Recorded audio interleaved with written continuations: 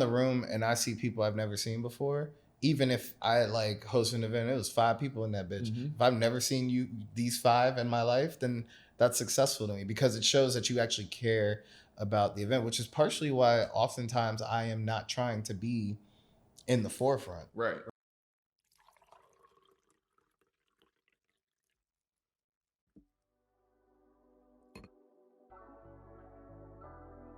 And welcome to another episode of Keepin It Being with Keith, because I believe that the best conversations and storytelling happens over a cup of coffee or whatever we choose to have in our cup. So you decide. Hey, what's in that cup? Don't worry about what's in that cup. It's my cup. Oh, damn. Yeah. Shout out Lil Wayne. That was a bar. They can't stop me. I don't. Even if they stopped me. Nigga, what? I think it makes sense. I feel like we're them niggas on this. Real G's moving silence like lasagna. And then you didn't know that G was silent until you heard that line. And then you said, wow. Yeah. Acknowledgement. Yeah. Wow. Innovator. So yes. Anyways, I'm sorry I interrupted. No problem. I appreciate it. It's all natural. Yes. All right. As long as you know. This is my great friend. So welcome to another episode. Today, I'm super excited to sit down and talk to one of my favorite humans that I got to meet in the last couple of years. Oh, yeah. that's precious. You're pretty great. Damn. That's beautiful. Yeah. But he's amazing. And y'all are also going to get to know him as well. Elijah, the man, the myth, the legend, Mr. McScruff. Introduce yourself to the people. Round of applause. What's going on? My name's Elijah Rhea. I am apparently an incredible human being, as some would put it. I am the founder of Love on Wax, which is a vinyl appreciation event. You can dance, you can trade your records, you can indulge, build community. And then I host Friends and Fam with none other than Matthew Law, and do a bunch of other things. I am your favorite ignorant educator, as I like to call it. Whenever, that's beautiful.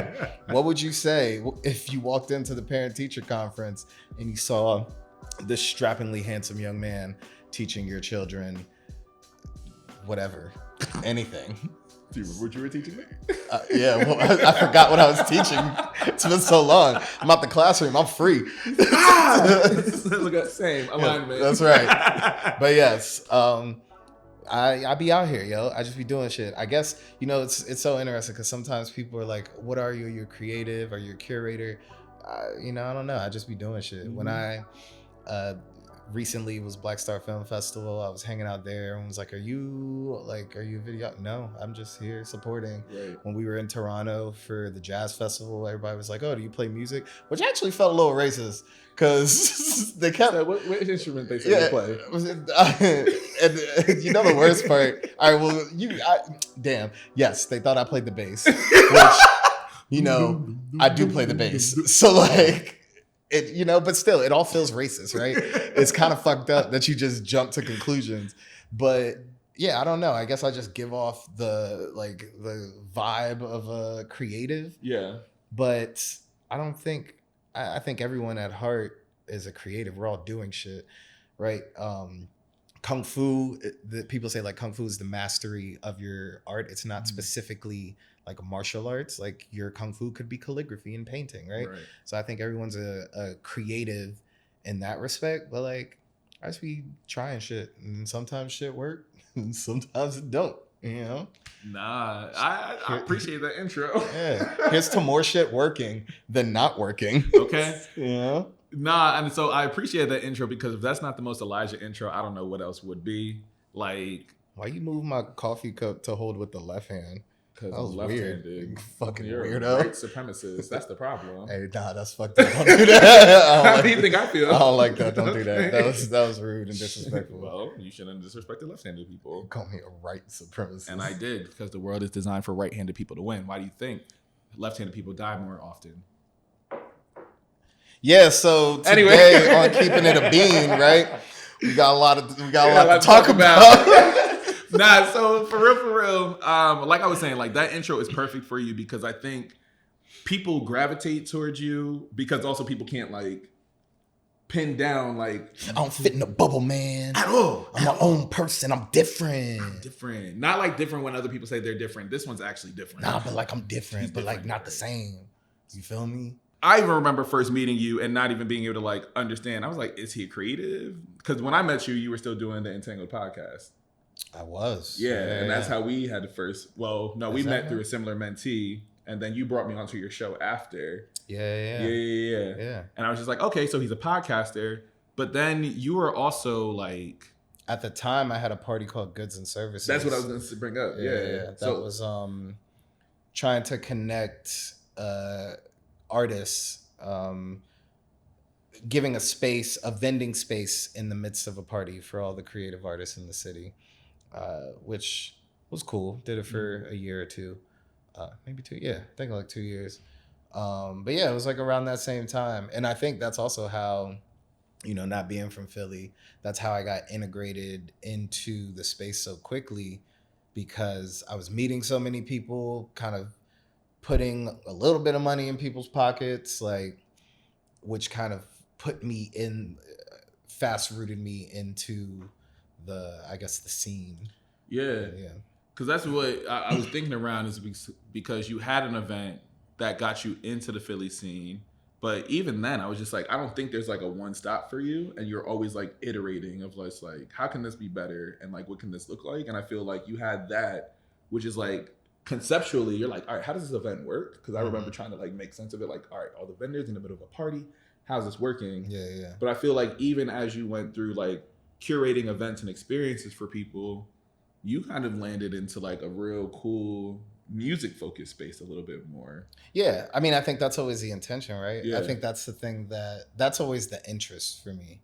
I at the time for Goods and Services, it's because before I moved here, it's funny, I was just talking at work about this. Before I moved here, I was like selling vintage clothing out of my trunk in Houston, Texas. And like I was hitting all of the like home yard sales and shit, just driving by all the rich, wealthy ass old gas and oil neighborhoods and picking up old Lacoste and like all this dope shit. But I wanted like a space. I wanted to do something with all of the inventory that honestly, I still got a lot of shit. Oh, wow. So shameless plug, follow Ray's Palace. It's my little brother's clothing brand. He sells vintage clothing. Yeah. But I needed like to figure out how I could still offload all this inventory, but I wanted to like give a space for DJs because that's just always when I'm around, right? Yeah. Then I think I always have had like a natural inclination to vinyl and like nostalgia.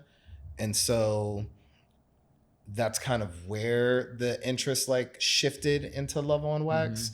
I think the other part is like, we have so many DJs in the city and there's so many venues that have all this different equipment and niggas cannot afford the equipment to spend on vinyl. It's extremely expensive. It's also heavy to be lugging around everywhere you go, right?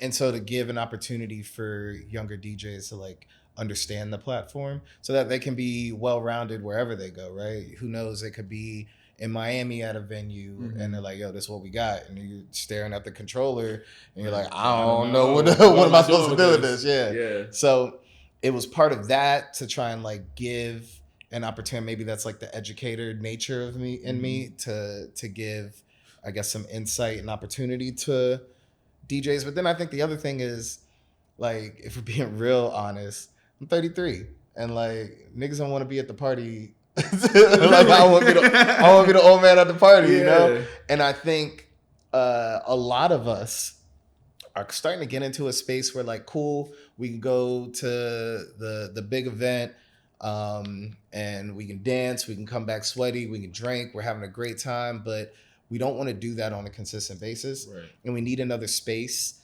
for those same people who are at those parties to still commune, right? We need another opportunity to still feel that sense of community, to still like enjoy ourselves, to release whatever anguish, whatever frustration we've had. That's what we're doing when we're like pounding back citywide at Warehouse on Watson, dancing all night until 3 a.m.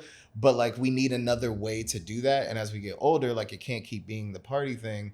what is a way that we can provide a platform for all the DJs, all the artists, all the musicians, and still give a functional space for people to release that and build a deeper community as we get, we age out of these things. Yeah. And I love like your approach to like cultivating events, but I'm always like interested in your ability to like bring in a community of people, because I don't think your community is really like pinned down, but there are people who share a very deep common interest.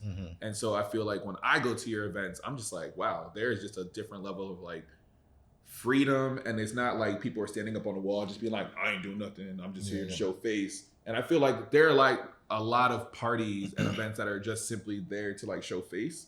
But I feel like you are one of the few that have built a genuine community. And I feel like you just have an innate ability to do that, one, as an educator, so you're always wanting to invite people into spaces. But I think it's also like you're being able to like seek out the community that you would want too. Is that like a little that plays into it? Yeah, I mean, I think people do try. Like when you're in whatever scene, whether it's DJs, whether it's the artists, whether it's film, podcasting, people always come to show face, right? I think people want to be seen, right? They want to give the image like they're supporting. They want to give the image like, they were at the FOMO, like they're here, they're in this space, they're important. People want to feel important, right? But like when you come into the space, especially for my events, you have to engage. People are like forcing, right? Why are you standing on the wall?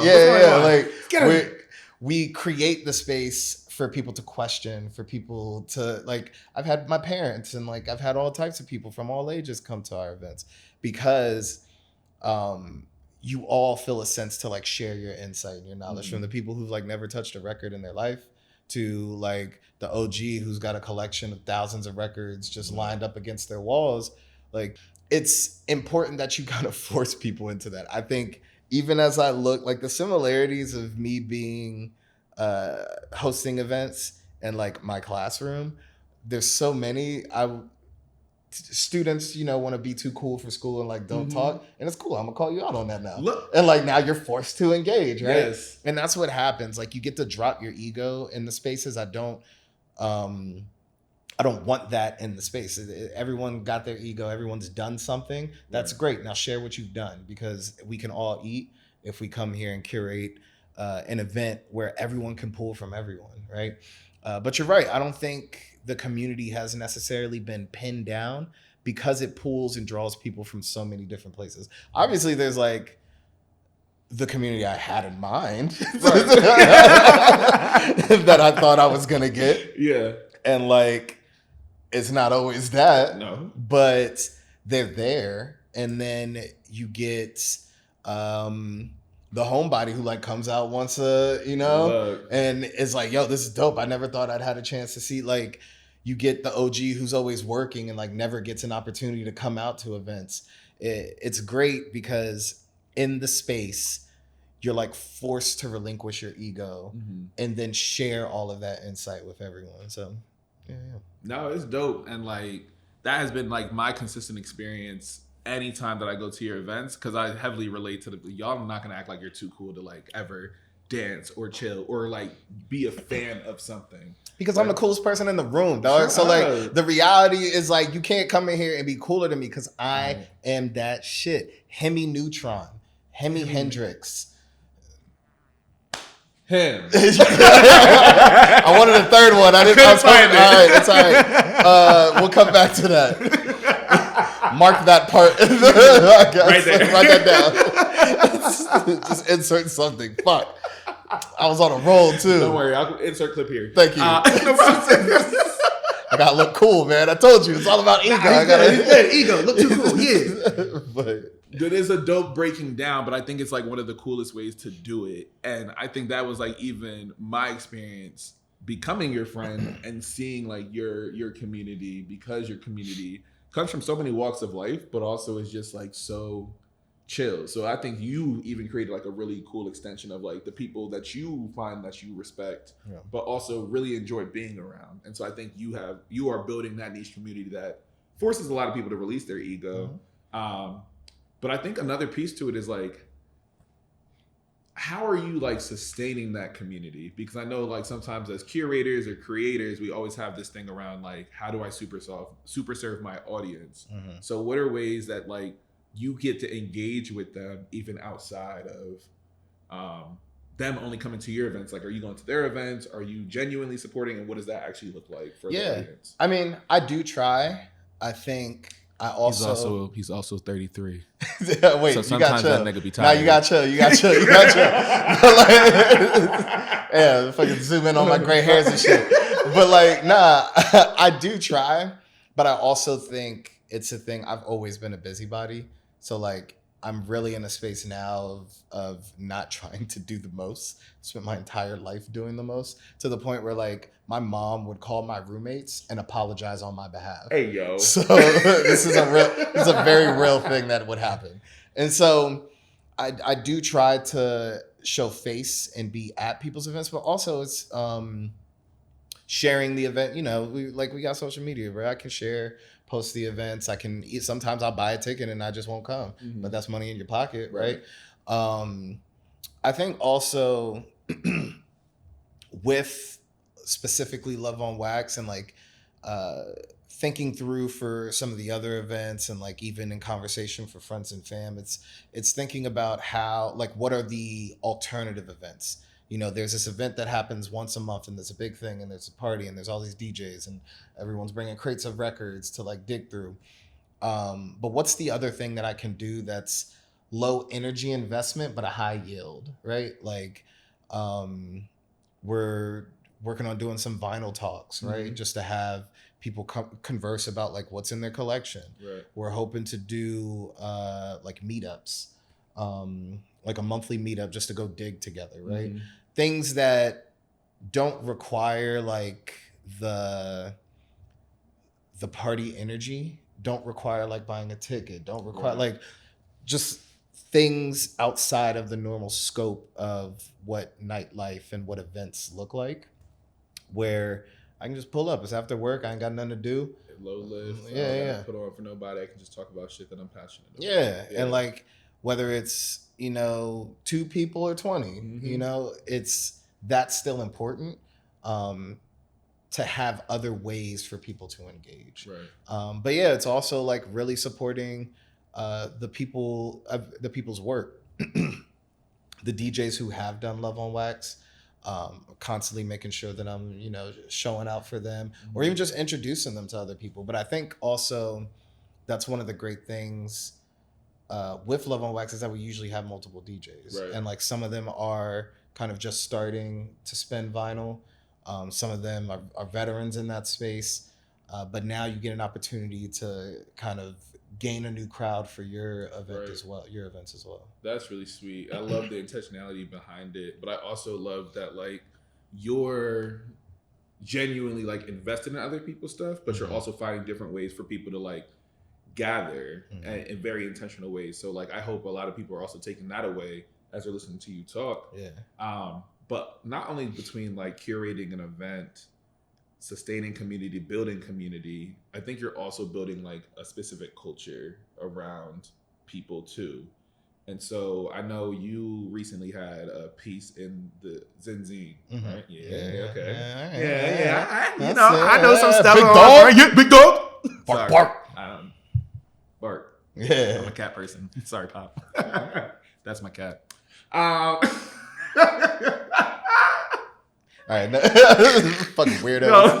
Sorry, that was weird. Cut that too. We got a lot of editing to do. Shit. We got a lot of editing to do. Like, so actually, can you take this time, Marquise? You thought you had final say? So in the article, I talked a little bit about how, as curators, as the DJs, as the artists, we have, or do we have a responsibility to actually create a culture, or do we create an event to, you know, just create something that's going to pass in the wind, right? And like both things serve a function, right? This is not to like bash any particular way in which people go about like building their events, but like some of them are a slow build, and like some have an immediate boom, right? And that's okay. But like, we really need to at least start having the conversation about what is the purpose of this event? Am I like trying to make the bread and like skate? Or am I trying to build something that's sustained for a period of time? Am I trying to like uh, engage people in learning or engage people in each other? And for me, like that is my goal, right? It's unfortunate because sometimes like that does come with, you know, breaking even at the end of your event. Because we're going to get to that soon. You know, but I think it's really important to build a community around your event so that those things can keep carrying on. And those are the people that like support you. It makes me think of, I hate that I'm about to use this person as a reference because he gets canceled like every year. But like, it makes me think of Talib Kweli, right? But you choose the most problematic. I know, but look, so like Talib has, and I'm sure as I'm talking about this, I'm gonna think of another artist that would have been a better example and not make people think that I'm this crazy ass fucking hotep. But my brother, Grand Rising, we was all kings. Shut up, you were a peasant. Damn, that's fucked up. That's disrespectful. What, peasants matter too?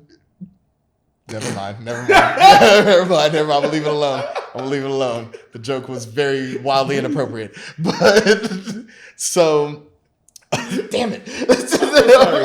If y'all need to know the essence of our friendship, I'm the ignorant one. That's basically what he was trying to say without saying it. So fuck you. But I was gonna say incomplete thoughts, but sure. Oh yeah, my bad. Yeah, incomplete thoughts.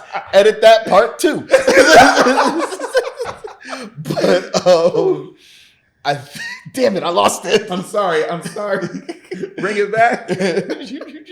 But yeah, so Talib Kweli has he does more shows. He made more sales when like people were buying albums overseas because he created a firm fan base, right? Like he would do the shows, he would be on Chappelle's show, and like he would put Kanye on his songs and all these things and open up for people in the States. But that whole backpack era of music was fleeting for us, right? But then Talib will sell out tours in fucking Germany like it's nothing, right?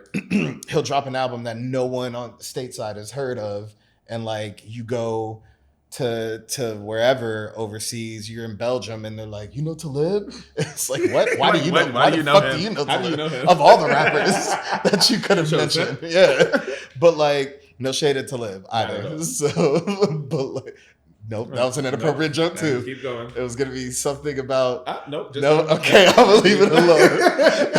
But damn, you're not gonna be able to post this episode either. I'll do what I want. Yeah, right.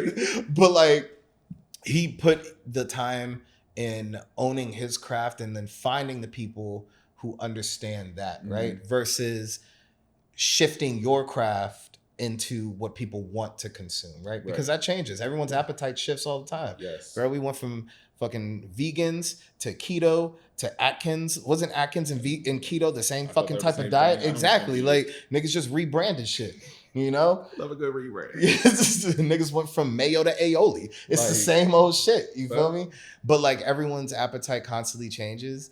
And so it's important for me to make sure that I appease the people by like engaging them in the product that I want to create, right? Yeah. And I don't think there's anything wrong with that. I think the tough part, which is kind of my question to you, is like staying confident when you have to monetize, and like staying confident in getting people to invest in that, because the investment is long term, right? Yeah. People might not fuck with you until year 5. And like year 2 and 3, you was like, I can't do this no more. Niggas got bills. Yeah. I struggle with that too, because it is like moving into the monetization space, and also recognizing like, even for like due diligence. Due diligence isn't an event that I think I would want to see like 200, 300 people at. I think like for special occasions, great. Yeah, 5-year anniversary, sell out. Yeah, great. Yeah. But I think the beauty that I love is like, I don't want any more than like 40 to 50 people. I actually really enjoy it when we have like an even 25 to 30 people, because it's just intimate enough for people to feel comfortable enough to ask questions and like be able to engage in like a very particular dialogue. And so I struggle with it because I also am like somebody who, and that's why I will never make too much money, because I always have like a social impact model with my work. Yeah. And so every single time you purchase a ticket, Hey, but don't that suck, man? Like, look, I be bouncing back and forth sometimes. Some of the homies, like all my closest friends, are like all in finance. I was in Toronto, and like the bartender was like, how are y'all friends? Right. To me and one of my closest friends, he was like, y'all don't make sense. Like y'all have to have known each other since like youth, because this as adults doesn't mesh. They don't mesh. Yeah. And sometimes it is hard to be like, damn, I'm the broke friend now. Right. No, right? But that's I'm the real. broke artsy fartsy friend doing all the weird creative shit. What's going on? So yeah, because it's like that's like the reality too. It's just like when I look at my friend group, it is also recognizing like I am doing stuff that like not a lot of people, the people I came up with and grew up with, we're not doing similar things. So it's like hard to articulate like the value in this and like why they should invest in it. Yeah. But I think I've also gotten to a point where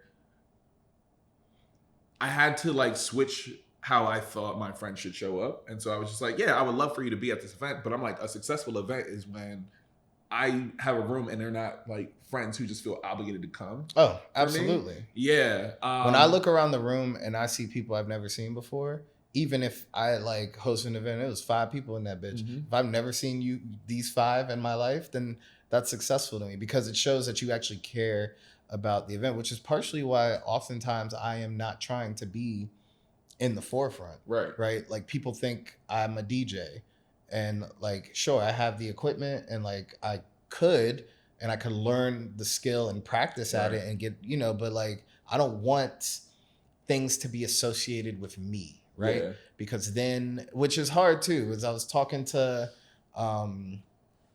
Dr. Kim McGlon. She owns a Black Ivy Thrift in Grant Boulevard. And she was like, I feel you. She straight up told me, I feel you, but people need to be invested in you. They need to gain that trust, so that if you decide to shift or they go with you. Yeah, they know, oh, we know Elijah gonna hold us down because this is the thing that he does. I struggle recogning that oh God, this sounds so douchey. You gotta say it because that I am the brand. Yes. No, but it's like, real. It's hard to like identify at yourself as the brand when you want to be so removed. And I think you do a great job at that, right? I think you are a grade A Twitter nigga. Yeah. And catch me in these Twitter streets. You feel me? And like that. But it is X. Oh shit, it is X. We don't even call it Twitter. Shut up. Nah, fucking X. That shit, because that sounds cool. Fucking dweeby ass. What you want, Black X? Yep. Because he was Black Twitter, and now it's sit in that silence for a little bit. But I think you do a great job of branding yourself, and I try to step away from that. Granted, I host Friends and Fam under my full fucking name. But that's because my name is my name. Like, but you also have a very, like, to me, your name is like an iconic name. And I just don't want, like, I don't know. I don't want other people to know my nickname. So like, my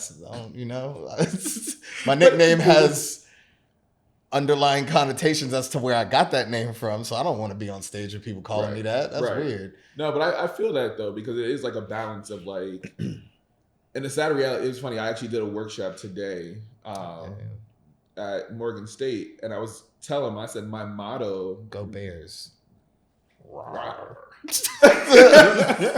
I don't think they do that. I don't know. I don't think they do that, my man.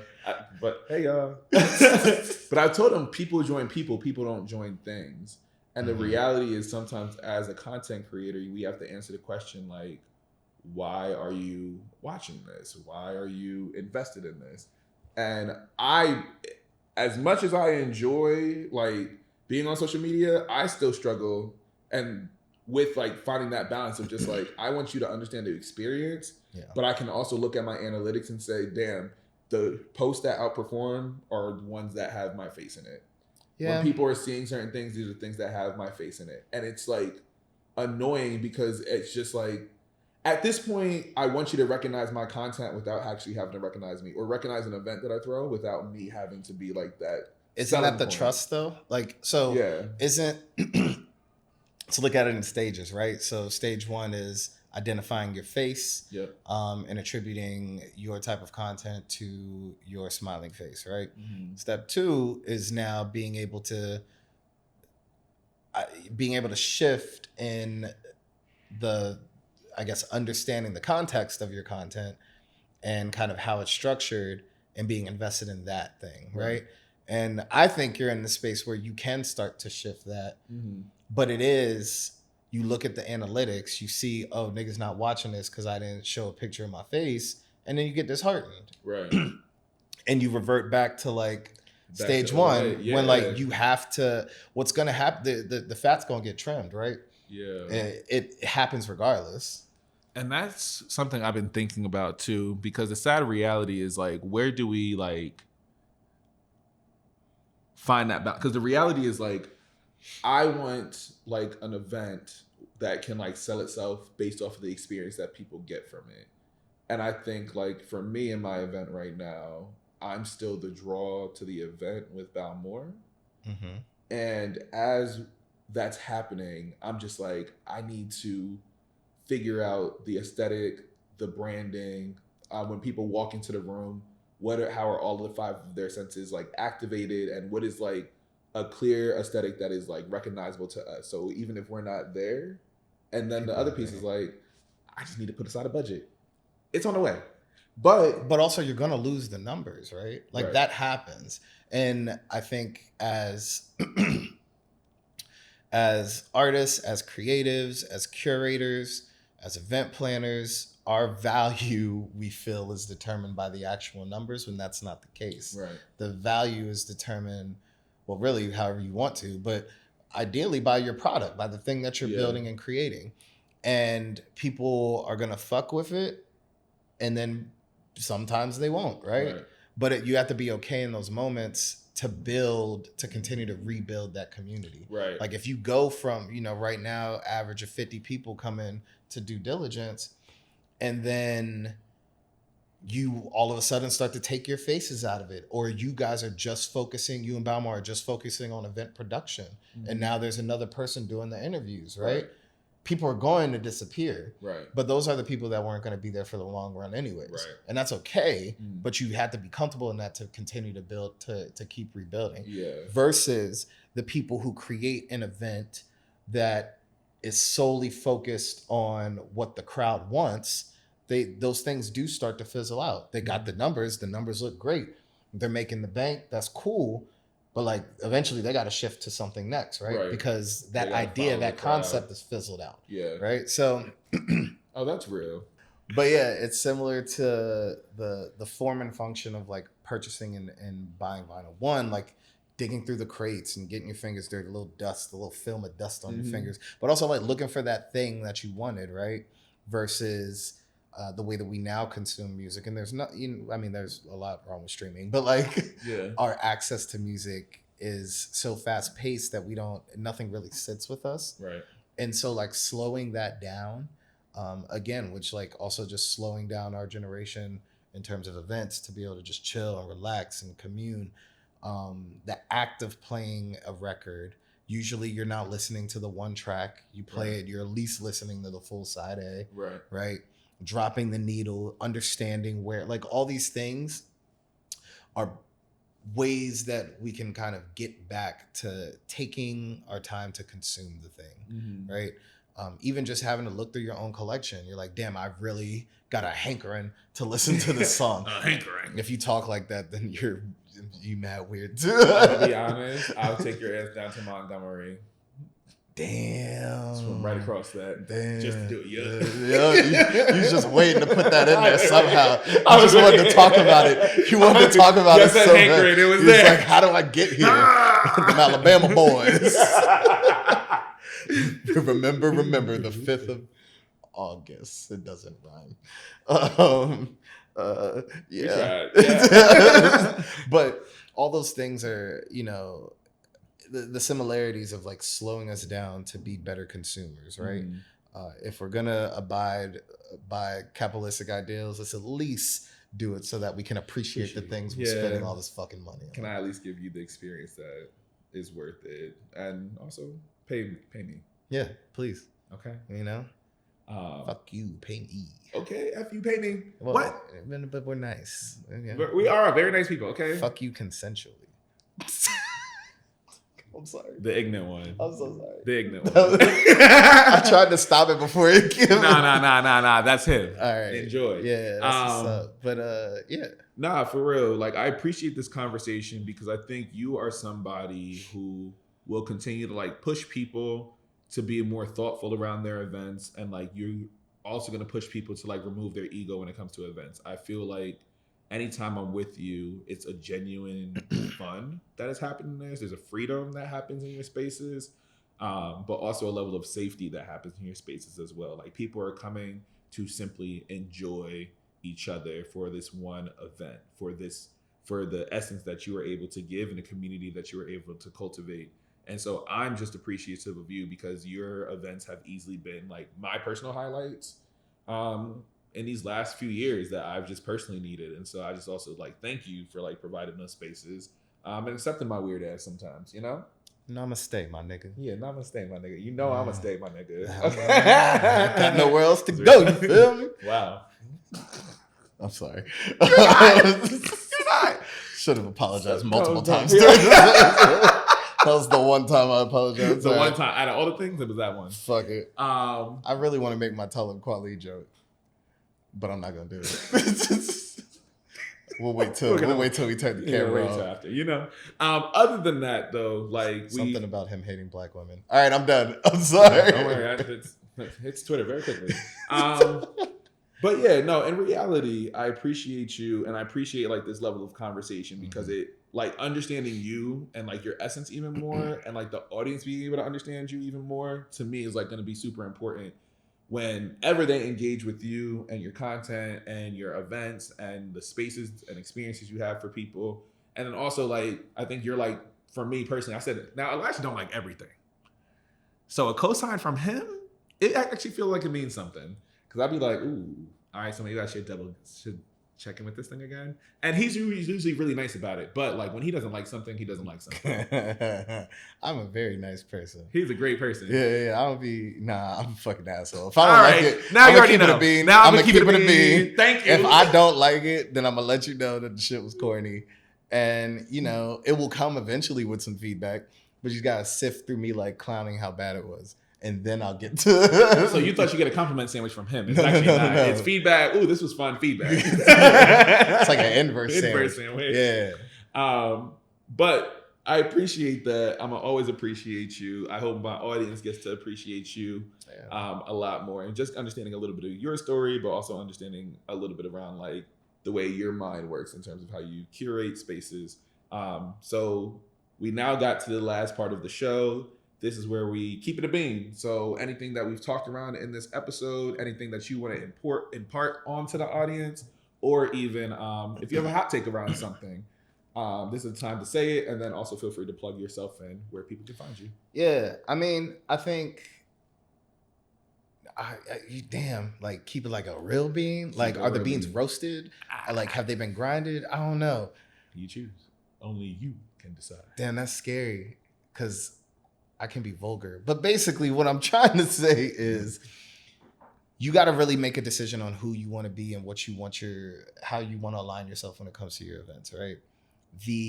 My push in that article that you mentioned is that we all need to be having these conversations so that we can create a better space for all of these events and like really put Philly, like, make everyone else understand that Philly's been on the fucking map. Yeah. Right? Like during Black Star this past week for Black Star Film Festival, everyone was like, yo, this shit is crazy. Like how much dope shit is happening in Philly. But like people on the outside don't see it, right? And that's because we don't converse with the other side. Right. We don't have conversations with the fucking capitalistic demon on one end. And they don't have conversations with the the ethereal artist who's right. Community people. Right. Like there's a way for both of these things to exist together. And we have to be really open to having those and this is feedback from myself. Oh, you talking to me too? Because like you don't be so loud. Like on my show. This is feedback for me. Like we got to make sure that we're open to the actual conversation. Yeah. Because sometimes we don't be wanting to hear shit, and we'd be like, I don't want you to like, nigga, you don't know what I'm doing over here. Like, fuck about my fit. Right. Everybody can get in that bag, and again, it's important for us to be able to relinquish our ego, have real conversations so that we can learn from each other, and create something so that people really understand just how amazing fucking Philly is. I ain't even from here. Right. Like, and I've seen it in the short amount of time that I've lived here. So yeah, like that's real. That's a being. Keeping it a being. You feel me? What if I was allergic? Oh, well, that sucks to suck. Yeah, damn, that's crazy. He would have came in this show. He already knew what it was, and then it would have been fucking like, throat done closed up. You got a body on your hands and shit. You signed a waiver. No, I did not. I didn't sign anything actually. Like nothing at all. Not at all. But yeah, follow me. And yo, by the way, if we really keep it being, I would have been a Twitter nigga if like, I knew how to censor myself because I was saying like really wild shit, but like it was early Twitter days, and if y'all would have let me, he said in Twitter in 2011, shut the fuck up. If y'all would have let me get my shit off, bro, I would have been like that Twitter nigga for real, bro. Like niggas don't even know, nigga. I was out here. This nigga got a hot take. That's the one who truly keeps it a bean. I was dog niggas would, I'm glad my Twitter don't exist no more. Truly and honestly. Niggas wouldn't have a job. But follow me on the grams of Insta. We Love on Wax. All one word on Instagram. Also follow us for FNF Party, Friends and Fam, in Philly. And you can also follow... Nah, you can't follow my personal. No, we just talked about yes. I am a brand. Yes. Follow my personal page, Mr. McScruff. That's MR_MC_SCRUFF. Mr. McScruff. Yeah. We'll tell you about where that name comes from in another episode. No, we will not. That's a couple nicknames that don't need to surface. But that's why I moved to Philly. Yo, that's the other joint. Let me keep this last little being, right? When you fuck up in your hometown, move, nigga. Get the fuck up out of there. When niggas start, getting too familiar and they really know your rap sheet and all the wild shit you was doing, just go, nigga. The fuck? I was in Texas. I went to Houston. Fucked up in Houston too. And now we in Philly, baby. Living the motherfucking dream. What's what he has to do. He's much better. Huh? Growth. So yeah, follow me on all those things. We Love on Wax. FNF Party. The letter F. The letter N. The letter F. And then party. You should know how to spell that. I'll put it all in the description box below as well so you can follow everything that he just said too. And if I'm going to keep it a bean, this made me just appreciate events more and also made me think around my own event going experience and just recognizing like Elijah has easily two of my favorite events in the city. So I'm going to keep it a bean on that one. Please make sure that you go out and appreciate his stuff, but also be able to experience like the spaces that he curates with his people, with his community, and come hang out with all of us. And also, if you're interested in creating your own event space, create the event that you want. Just do it. Like if there is something that is not there, Toni Morrison always says, create the book that doesn't exist. You have to write it. Create the event that don't exist. You have to make it. And then bring the people in to see it. Yeah. So yeah, other than that, you can catch me, Marquise Davon, across all social media platforms. That's Twitter, TikTok, YouTube, Threads, Meta, Instagram. What's Marquise Davon? Spill. MarquisDavon. I've been spelling my name for a long time. If you want to support this here podcast as well, you can go to patreon.com/Marquise Davon. Once again, that's patreon.com/Marquise Davon. You can donate for at least $2 or, not donate. Only $2. Only $2. I was in the poetry scene back in the day. Tell? Yeah. Anyways. That was another toxic version of myself. Hey girl, you want me to come light some incense? You can listen to my record. I listen to Solange. What? Shut up. I don't got furniture. I just got pillows on the floor and mood lighting. So we got drapery Fucking everywhere. thought. But back to Patreon, it's only $2 a month, which is $24 a year, and that's significantly less than what you are paying for Netflix, who is now blocking you from being able to watch your account on other people's screens. Okay? Do you understand? Do you understand? But yeah, so you can support me there monetarily. So that's an investment that you can make if you find my content worthy, if you are interested in it, if you want to see me be able to make more and be able to put all of my friends on, invest in me and maybe go to $5 a month. Ooh. Get some perks. They're coming soon. Big up yourself. Yes. Yeah. Thank you. Other than that, you can follow my other content, Keepin It a Bean Pod, on Instagram or Due Diligence PHL. So Due Diligence Philly. On Instagram as well. So feel free to follow me on all of that. Other than that, thank you. I appreciate you. Thanks for coming through and talking. I appreciate you too, good brother. Yeah, you're a good brother. Right on. Yeah. Ungawa, Black Power. And we're out.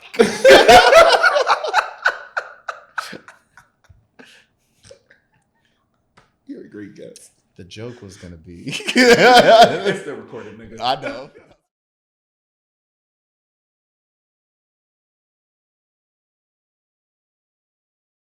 Good.